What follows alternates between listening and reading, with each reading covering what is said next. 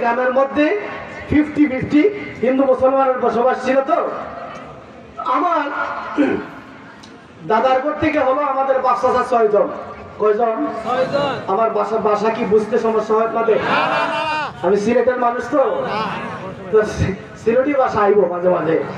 হ্যাঁ, তুমি তাই কিছু মনে করো আছে মাইন্ড করবানি আপনারা। আচ্ছা, কিছু কইতাম নি সিলেটি ভাষায়। দেখেন ভাই, তো জন্মসূত্রে যেহেতু মুসলমান বাবার সন্তান ছিলাম, আমার দাদার নাম ছিল বীরেন্দ্র রাধা বিনোদ দাস, ওনার সন্তান ছিল 6 জন। কয়জন? 6 জন।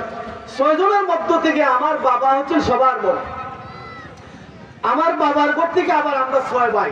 কয় ভাই? 6 ভাই। 6 ভাইয়ের মধ্য থেকে আমরা 6 ভাই 3 বোন, মোট হইল কয়জন? 9 জন।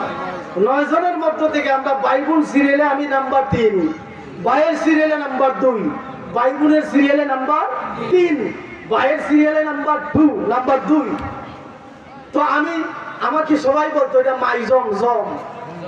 মাইজম জম মানে বুঝেনি? এটা বলতো এটা দুষ্টা, এটা চঞ্চল। আমরা বলি না এই ছেলেটা একটু দুষ্টামি করে বেশি। তো ওদের ভাষায় বলতো, আমাদের সিলেটি অঞ্চলের ভাষায় বলে মাইজম জম। তো আমার নাম ছিল বাবলু দাস। জন্মসূত্রে যেহেতু হিন্দু বাবার করতে হয়েছি, দেখেন আল্লাহ নবী বলেন প্রত্যেকটা সন্তান দুনিয়াতে আসে ফিতরাতে ইসলামের উপরে। সুবহানাল্লাহ। কিসের উপরে? ইসলামের উপরে আসে। তো তার মা বাবা তাকে ইহুদি বানায়, খ্রিস্টান বানায়, বৌদ্ধ বানায়, ঠিক না?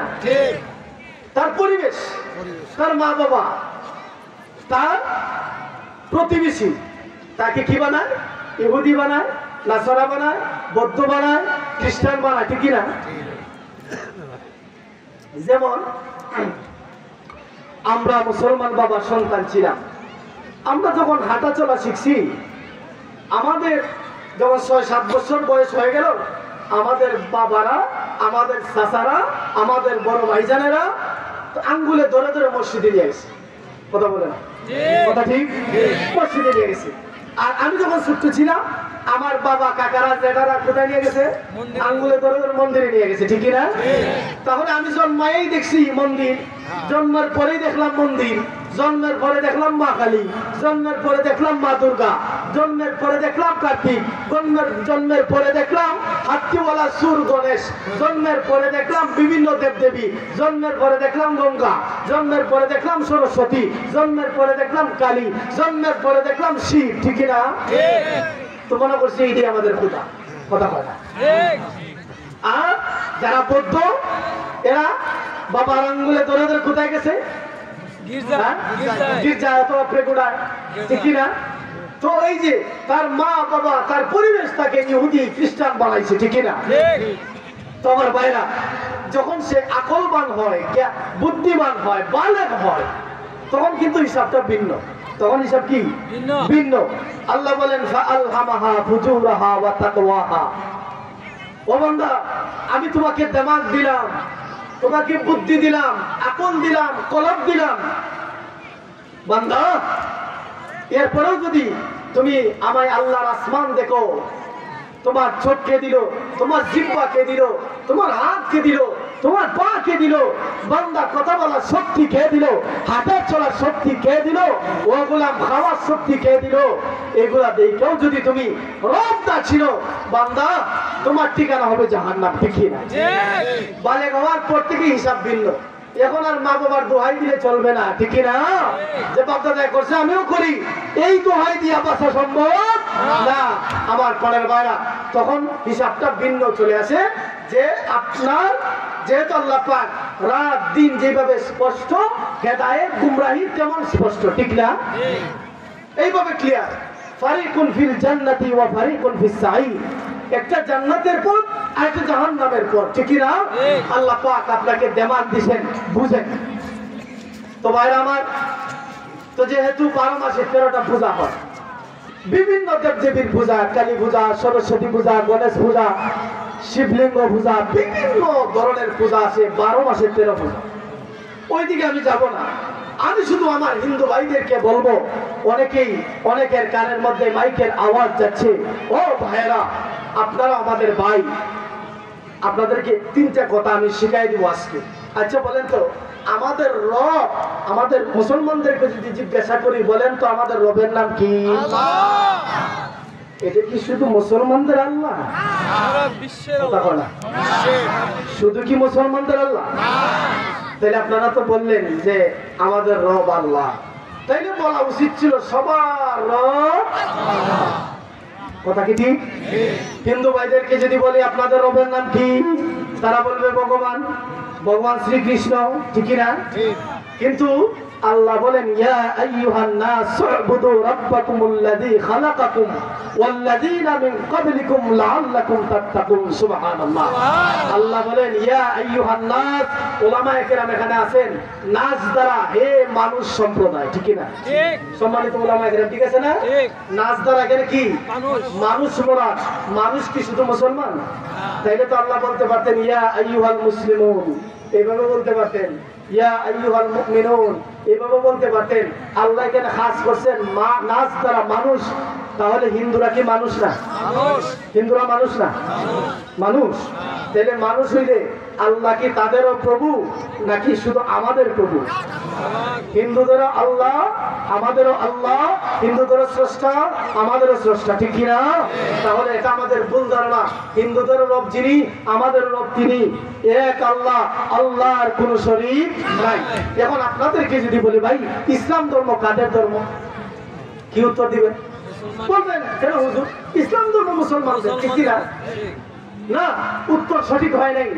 আল্লাহ বলেন গোলাম শুনো, ওমা ইয়াবতাগি গায়রাল ইসলাম দীনান ফালা ইউকবালা মিনহু ওয়া হুয়া ফিল আখিরাতি মিনাল খাসিরিন।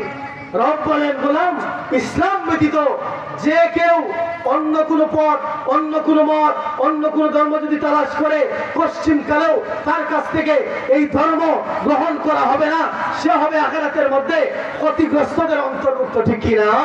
ইন্নাদ-দীনা ইনদাল্লাহিল ইসলাম। রব্বুল আলামিন বলেন একমাত্র কেবলমাত্র গ্রহণযোগ্য ধর্ম, রবের কাছে মনোনীত ধর্ম, মুক্তির ধর্ম হচ্ছে ইসলাম ধর্ম, ঠিক কিনা? এর মানে এখান থেকে ক্লিয়ার হয় ইসলাম ধর্ম শুধু মুসলমানদের ধর্ম নয়, ইসলাম ধর্ম সার্বজনীন ধর্ম, সবার ধর্ম, ঠিক কিনা? আমার প্রাণের ভাইরা, এখন আরেকটা প্রশ্ন আপনাদেরকে বলি, এই কোরআনটা কাদের? আল্লাহ। জোরে বলেন আল্লাহ। এই কোরআন কাদের কিতাব? জোরে বলুন আল্লাহ। আল্লাহর কিতাব, আল্লাহর কিতাব। এই কোরআনটা কার? এখন আপনারা অনেকেই বলবেন কেন এই কিতাব তো আমাদের মুসলমানদের, ঠিক কিনা? হ্যাঁ, এই কোরআন কি শুধু মুসলমানদের? না, আল্লাহ বলেন শাহরু রমাদান আল্লাযী উনজিলা ফীহিল কুরআন হুদাল লিন-নাস ওয়া বায়িনাতিন মিনাল হুদা ওয়াল ফুরকান। সুবহানাল্লাহ। রব বলেন আমি এই কোরআনকে রমজান মাসে নাজিল করেছি। আর এই কোরআন কেন নাজিল করেছি জানো? গোটা মানব জাতির জন্য হেদায়েত স্বরূপ। সুবহানাল্লাহ। এখানে আল্লাহ নাস শব্দ ব্যবহার করেছেন, এই নাস দ্বারা গোটা মানব জাতি। হিন্দুরা কি মানুষ না? তার মানে এই কোরআন হচ্ছে হিন্দুদেরও কিতাব, ঠিক কিনা? কথা বলেন। এই কিতাব, এই কোরআন কালামুল্লাহ হিন্দুদেরও কিতাব, খ্রিস্টানদেরও কিতাব, বৌদ্ধদেরও কিতাব, শুধু মুসলমানদের নয়। এই ইসলাম ধর্ম হিন্দুদের ধর্ম, বৌদ্ধদের ধর্ম, মুসলমানদের ধর্ম, খ্রিস্টানদের ধর্ম। এই ইসলাম আল্লাহ শুধু মুসলমানদের রব নয়, হিন্দুদের রব, বৌদ্ধদের রব, খ্রিস্টানদের রব। চিল্লা এখন মারহাবা। কথা ঠিক কিনা আমার প্রাণের ভাইরা? তাহলে অন্য কোন পথে, অন্য কোন মতে মুক্তি পাবা না। মুক্তি যদি পেতে চাও রব্বুল আলামিনের রবের পথে আসো, ঠিক কিনা আমার প্রাণের ভাইরা? বলতেছিলাম 12 মাসের 13 পূজা আমাদের বাপদাদার, আমাদের হিন্দু মুসলমানের বসবাস।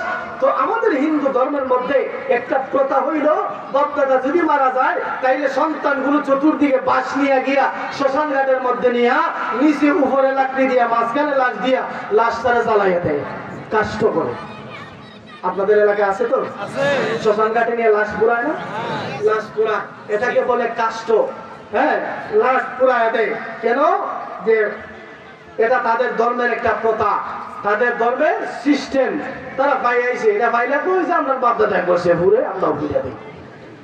তো এখন এই যে পুরে দিল, তো আমি যখন আমার বয়স যখন মনে করেন 12-13 বছর, আমাদের গ্রামের একজন হিন্দু লোকের এন্তেকাল হয়েছে। তার নাম ছিল ফটিক তালুকদার। কি তালুকদার? ফটিক তালুকদার। তো আমরা গ্রামের সম্পর্কে ওনাকে দাদা ডাকতাম। মুসলমান ভাইয়ের আমার, ওই ফটিক তালুকদারের এন্তেকালের পরে আমি ফটিক তালুকদারের লাশটাকে দেখার জন্য চলে গেলাম শ্মশান ঘাটের মধ্যে। শ্মশান ঘাটের মধ্যে যাইয়া দূর থেকে তাকায় দেখলাম, ও মুসলমানেরা, ওনার 6টা সন্তান ছিল। প্রত্যেকটা সন্তানগুলো চতুর্দিকে বড় বড় বাঁশ নিয়ে দাঁড়ায় গেল রে বাবা। চতুর্দিকে বাঁশ নিয়ে দাঁড়ায় গেল। বাঁশের আগার মধ্যে তেনা নেকড়া পেছানো আছে। ওই তেনার মধ্যে আগুন ধরাইয়া দিল। আগুন ধরাইয়া দিয়া পেট্রোল কেরাসিন ঢেলে দিল। পেট্রোল কেরাসিন ঢাইলা প্রত্যেকটা সন্তান, সবচাইতে বড় যে সন্তানটা, ওই বড় ভাইটা গিয়া বাবার মুখের মধ্যে আগুনটা চাপটি মেরে ধরে রাখছে রে মুসলমান। আল্লাহু আকবার। আমি ডাক দিয়ে বললাম, দয়ার মালিক, এটা কেমন ধর্ম আল্লাহ? যেই ধর্ম, এটা কেমন ধর্ম, এটা কেমন শিক্ষা? রব্বুল আলামিন নিজের সন্তানকে না খাইয়া বাবা বড় করলো, নিজের সন্তানকে মাথার ঘাম পায়ে ফেলাইয়া সন্তানকে লালন পালন করলো। একটু সন্তানের কষ্ট হোক এটা বরদাস্ত করে না বাবা। ওই বাবার ইন্তেকালের পরে প্রত্যেকটা সন্তান গিয়া বাবার মুখের মধ্যে আল্লাহ তাআলা আগুন ধরাইয়া দিল। এটা কেমন ধর্ম? রব্বুল আলামিন, এই বর্বর ধর্মে আমি থাকতে চাই না। রব্বুল আলামিন, এটা কেমন ধর্ম গো আল্লাহ? বাবা সন্তানগুলোর সামনে যখন আগুন ধরায় দিল, আগুন ধরায় দেওয়ার সাথে সাথে সন্তানগুলোর সামনে বাবার কাপড়টা জ্বলে পড়ে সারকার হয়ে গেল। প্রত্যেকটা সন্তানের সামনে বাবার লাশটা উলঙ্গ হয়ে গেল রে মুসলমান। যখন কোনো মহিলাকে জ্বালানো হয়, যখন কোনো মা বোনদেরকে জ্বালানো হয়, মায়ের লাশটা, বোনের লাশটা পায়ের সামনে, বাবার সামনে, সন্তানের সামনে উলঙ্গ হয়ে যায়। রব্বুল আলামিন, এটা কেমন ধর্ম আল্লাহ? এই ধর্মে আমি আর থাকতে চাই না। দয়ার মালিক আল্লাহ, তুমি আমাকে সঠিক পথ দেখাও আল্লাহ। এই ধর্মে আর থাকতে চাই না রে আল্লাহ। আয় আল্লাহ, আমি মরার পরেও আমার সন্তানগুলো আমাকে এইভাবে জ্বালাইয়া দিবে গো রব্বুল আলামিন। আমাকে জ্বালায়া পোড়ায় সরকার করে দিবে আল্লাহ। আয় আল্লাহ, এই আগুন আমি সহ্য করতে পারবো না। রব বলেন, গোলাম রে, তোমরা আমি আল্লাহকে মানবা না। দেবদেবীর পূজা করবা, গাছের পূজা করবা, লক্ষ্মীর পূজা করবা, গণেশের পূজা করবা, কালী পূজা করবা, গাছের পূজা করবা, মাছের পূজা করবা, সূর্যের পূজা করবা, গঙ্গা পূজা করবা, পানির পূজা করবা, কলকি অবতারের পূজা করবা, গাজার পূজা করবা, শিবলিঙ্গের পূজা করবা। আমি আল্লাহ মরার পরে তোমাদেরকে জাহান্নামের মধ্যে জ্বালাবো। শুধু তাই না গোলাম রে, তোমাদেরকে মরার পরে আমি রব্বুল আলামিন শ্মশানের মধ্যে তোদের কলিজার টুকরা সন্তান দিয়া, তোদের মুখে পাছায় আগুন দিয়া আমি রব্বুল আলামিন জাহান্নামের আগুন উদ্বোধন করে দিব। ঠিক কিনা?